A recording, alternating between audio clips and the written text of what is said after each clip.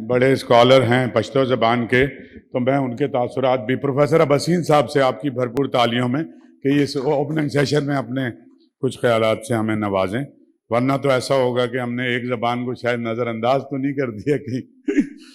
بسم اللہ الرحمن الرحیم۔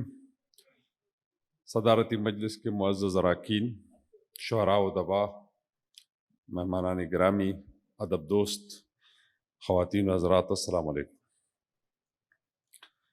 مجھے اچانک ہی اٹھایا گیا اور میرا خیال یہ ہے کہ زیادہ بہتر تھا، کیونکہ اس قسم کی تقاریب کا انعقاد کرنا اور ان حالات میں بہت ہی بڑے دل گردے کا کام ہے، اور یہ کام بقول ایک دوست کہ یہ جنات ہی کر سکتے ہیں۔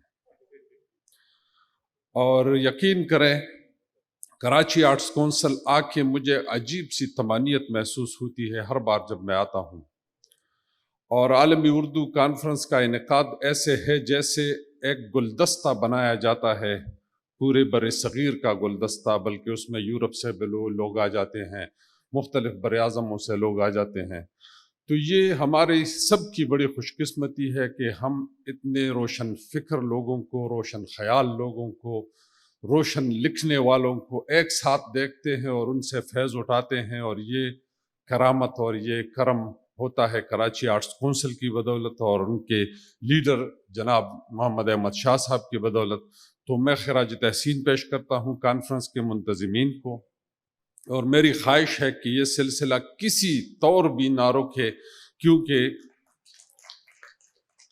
کیونکہ یہ خوشبو ہے اور خوشبو کو پھیلنا چاہیے، اور جہاں دنیا میں خاص کر ہمارے ملک میں اخلاقی قدریں اور روایات اور کیا کہتے ہیں ہماری تاریخ اور سارا کچھ اتنا دور چلا گیا ہے بچوں سے، اور اس کی بنیادی وجہ میں بار بار بتاتا ہوں کہ ہمارے بچوں کو مادری زبانوں میں تعلیم نہیں دی جاتی۔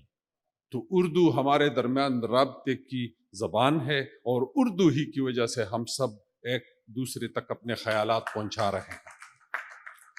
تو ہماری خواہش ہے کہ ادب کو نصاب میں زیادہ سے زیادہ موقع دیا جائے، وہ کسی بھی زبان میں ہو۔ خوشبو کسی کمپنی یا کسی برانڈ کی نہیں ہوتی، خوشبو ہی ہوتی ہے۔ اللہ کرے کہ یہ سلسلہ قائم و دائم رہے۔ بہت شکریہ۔